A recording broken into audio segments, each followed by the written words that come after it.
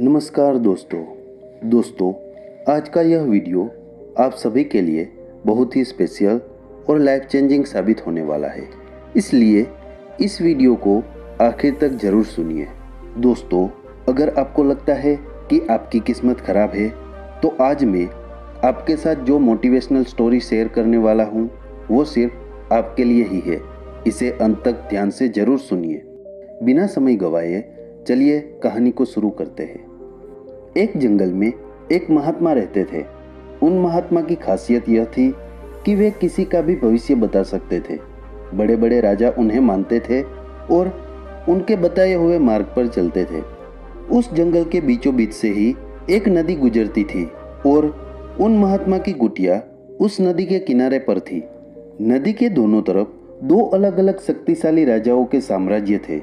वे दोनों ही राजा उस महात्मा को बहुत ही मानते थे। वे दोनों जब भी कोई बड़ा कार्य करते थे तो उस महात्मा से सलाह लेने के लिए अवश्य आते थे। एक दिन इन दोनों राजाओं में किसी बात पर कहासुनी हो गई। बात इतनी बढ़ गई कि नौबत युद्ध पर आ गई। युद्ध की तारीख और समय ये दोनों तय कर दिया गया। पर जैसा कि दोनों राजाओं का नियम था कि जब भी कोई बड़ा कार्य करते तो वे दोनों उस महात्मा की सलाह जरूर लेते थे। इसलिए पहला राजा उन महात्मा के पास आता है और उनसे पूछता है कि महात्मा जी, मैंने पड़ोस के राजा के साथ युद्ध करने का निश्चय किया है और इसलिए यह जानना चाहता हूँ कि युद्ध का परिणाम किसके पक्ष में होगा। वे महात्मा कहते हैं कि यदि तुमने युद्ध किया तो तुम्हारी हार निश्चित है।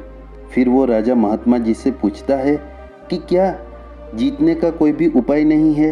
वे महात्मा कहते हैं कि यदि युद्ध किया तो हार निश्चित है। फिर वह राजा कहता है कि तलवार म्यान से निकल चुकी है, अब युद्ध टलेगा तो नहीं, जो होगा देखा जाएगा। फिर वो राजा उसी समय वहां से चला जाता है और अपने सेना से जी तोड़ मेहनत करने के लिए कहता है। सभी सैनिक राजा की आज्ञा मानकर जी तोड़ मेहनत करने के लिए लग जाते हैं। दूसरे दिन दूसरा राजा उन महात्मा के पास आता है और उनसे पूछता है कि महात्मा जी, मैं पड़ोस के राजा के साथ युद्ध करने के लिए जा रहा हूँ, इसलिए मैं इस युद्ध का परिणाम जानना चाहता हूँ कि युद्ध किसके पक्ष में रहेगा। वे महात्मा कहते हैं कि निसंदेह जीत तुम्हारी है और उस राजा के पास तुम्हें हराने का कोई उपाय नहीं है।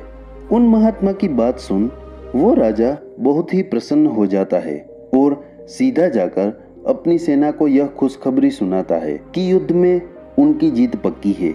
यह बात सुनकर उस राजा के सैनिक भी बहुत खुश हो जाते हैं और युद्ध की तैयारियों में लग जाते हैं। समय बीतता है और युद्ध का दिन आ जाता है। रणभेरियां बजाई जाती है और युद्ध शुरू हो जाता है। दोनों सेनाएं एक दूसरे के साथ भिड़ जाती है और मारकाट मच जाती है। देखते ही देखते जिस पहले राजा की हार निश्चित थी, वे दूसरे राजा की सेना को ढेर कर देती है और पहला राजा वो युद्ध जीत जाता है जिसे उन महात्मा ने कहा था कि वो युद्ध हारेगा। युद्ध जीतने के बाद वो पहला राजा उन महात्मा के पास जाता है और उनसे पूछता है कि महात्मा जी, आपने तो कहा था कि मैं वो युद्ध हार जाऊंगा, लेकिन मैं तो युद्ध जीत गया। आपकी भविष्यवाणी गलत कैसे निकली। फिर वे महात्मा उस राजा से कहते हैं कि मैंने तो वो कहा था जो तुम्हारे भाग्य में लिखा था, लेकिन तुमने अपने कर्म से अपने भाग्य को बदल दिया। तुम्हारी जीत का कारण यह है कि तुमने अपने भाग्य से ज्यादा अपने कर्म को आवश्यक समझा और उस दूसरे राजा ने अपना सब कुछ भाग्य पर छोड़ दिया। उसने अपने कर्म से ज्यादा अपने भाग्य को आवश्यक समझा और पूरे समय निश्चितता से भरा रहा, जिसके कारण आज तुम विजयी हो और वो तुम्हारा बंधक है। दोस्तों, यह बात सच है कि सब कुछ हमारे हाथ में नहीं होता है, लेकिन यह भी सच है कि बहुत कुछ हमारे हाथ में होता है, लेकिन हम उसे भी भाग्य के भरोसे छोड़कर जीवन भर रोना चुनते हैं। दोस्तों, लोग जानते हैं कि स्वस्थ कैसे रहा जा सकता है, लेकिन समय न होने का बहाना बनाकर वे अपने अंदर बीमारियां पालते रहते हैं और जब कोई गंभीर बीमारी हो जाती है तो वे लोग अपने भाग्य को दोष देना शुरू कर देते हैं।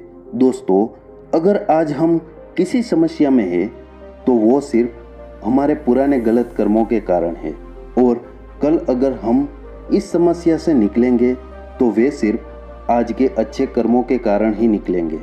दोस्तों, अगर आप कुछ नहीं करते हैं तो कुछ तो होगा ही और वो आपका भाग्य है। और अगर आप आज अपने बुद्धि का इस्तेमाल करके वो करते हैं जो आप करना चाहते हैं तो वो आपका कर्म है। तो ये आपके ऊपर है कि आपको कुछ करना है या अपने भाग्य के भरोसे बैठे रहना है। दोस्तों, यह प्रश्न आवश्यक नहीं है कि भाग्य पहले से लिखा हुआ है या नहीं, बल्कि आवश्यक सवाल यह है कि क्या हम उन चीज़ों को भी भाग्य के भरोसे छोड़ रहे हैं जिन्हें हम बदल सकते हैं।